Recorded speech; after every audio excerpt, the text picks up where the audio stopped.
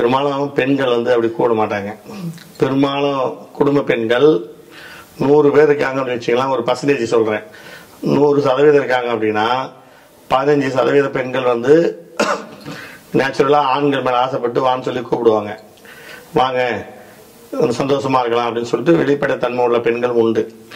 85% பெண்கள் அப்படி கூட மாட்டாங்க.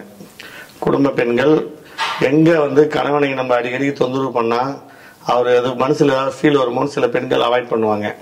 ஒரு சில பெண்கள் கணவனுக்கு சந்தோஷத்தை கொடுக்கணும், பாசத்தை கொடுக்கணும், அன்பு கொடுக்கணும், நம்மளை விட்டு எங்கேயும் போயிடக்கூடாதுன்றதுக்காக எந்த நேரமும் அவங்க கூட ஒரு பாசமாவே இருக்கணும்னு ஒரு ஐக்கியத்திலே இருப்பாங்க. அவங்க எப்பவுமே செக்ஸ்ல ஈடுபடணும்ன்ற ஒரு ஆசைகள் இருக்கும். அது மாதிரி சில பெண்கள்லாம் உண்டு. ஆனா பெரும்பாலும் பெண்கள் டக்குன்னு எடுத்த உடனே வான்னு சொல்லி கூப்பிட மாட்டாங்க. கூப்பிட்டா கணவனுக்கு ஒரு ஃபீல் வந்துடக்கூடாது, நான் அடிக்கடி இந்த அம்மா அப்படி பேசுது அப்படின்னு சொல்லி ஃபீல் வந்துடக்கூடாதுன்னு சொல்லி அவாய்ட் பண்றவங்களும் இருக்காங்க பெண்கள். ஆனா நிறைய மனசுல ஆசை வச்சுக்குவாங்க. இப்ப சகனா கேள்வி என்னன்னா, பெண்களுக்கு அதிகமா உணர்ச்சி வருமா, ஆண்களுக்கு அதிகமா உணர்ச்சி வருமா?